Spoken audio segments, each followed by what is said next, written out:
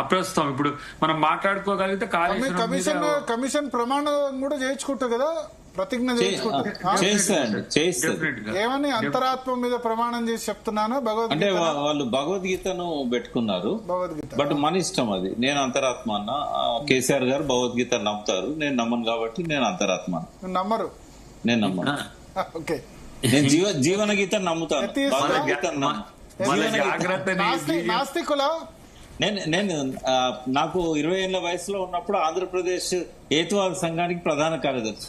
జాగ్రత్త, మరి బీజేపీ వాళ్ళు ఇంటుండ్రు.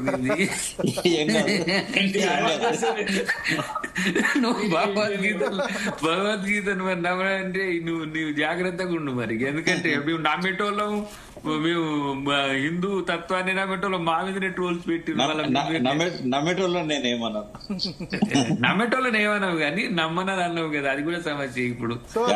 ఇప్పుడు సినిమాలో చూపించినట్టు భగవద్గీత మీద ప్రమాణం చేసి అంతా నిజమే చెప్తానని ప్రతిజ్ఞ చేయిస్తారు. అంతే. అంటే జనరల్ గా వాళ్ళ ఇష్టాలను బట్టి దేని మీద ప్రమాణం చేయొచ్చు. అది ఇప్పుడు ఈ రోజు జరిగిన దాంట్లోనైతే నేను సుప్రీంకోర్టు ప్రొసీడింగ్ చేశాను. అక్కడ విట్నెస్ ఎగ్జామినేషన్ ఉండదు కదా, ట్రయల్ కోర్ట్స్ లో ఉంటది అనుకుంటే ఇదంతా కూడా. అవునవును, విట్నెస్ ఎగ్జామినేషన్ ఉండదు, డైరెక్ట్ గా అది ఉంటది. అంటే తప్పనిసరి ట్రయల్ కోర్ట్ లో ఎప్పుడు చూడలేదు భగవద్గీత మీద ప్రమాణం చేసి అంతా నిజమే చెప్తారు, ఇట్లా చూడలేదు. ట్రయల్ కోర్ట్ లో అదే ఉంటుంది. ట్రయల్ కోర్ట్ లో అదే ఉంటుంది. నేను 11 ఏళ్లు ప్రాక్టీస్ చేశాను. ఆ 11 ఏళ్లు కూడా నేను ప్రతిరోజు 100 మంది విట్నెస్ లను ప్రమాణం చేయించడం అంత జరుగుతూ ఉండేది.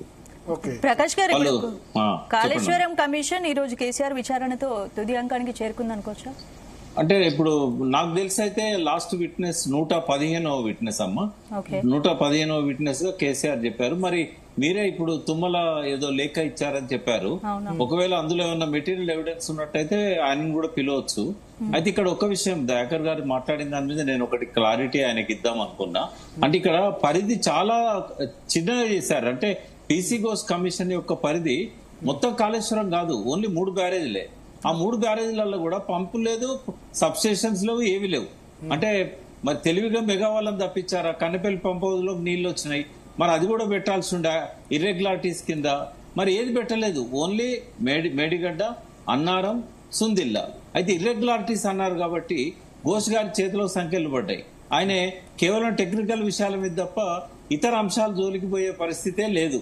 ఇర్రెగ్యులారిటీలలో టర్మ్స్ ఆఫ్ రిఫరెన్స్ లో ఒకటి లాస్ట్ లో అంటారు, any thing deemed to be, అంటే కమిషన్ కు నచ్చిందన్న ఒక మాట కూడా అంటారు కదా లాస్ట్ లో.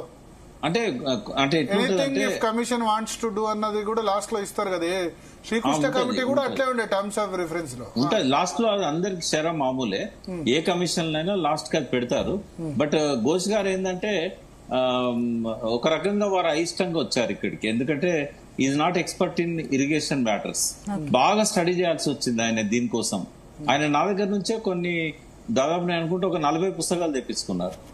ఆయనకి ఇన్ టైమ్ లో డిపార్ట్మెంట్ సప్లై చేయలేదు బుక్స్.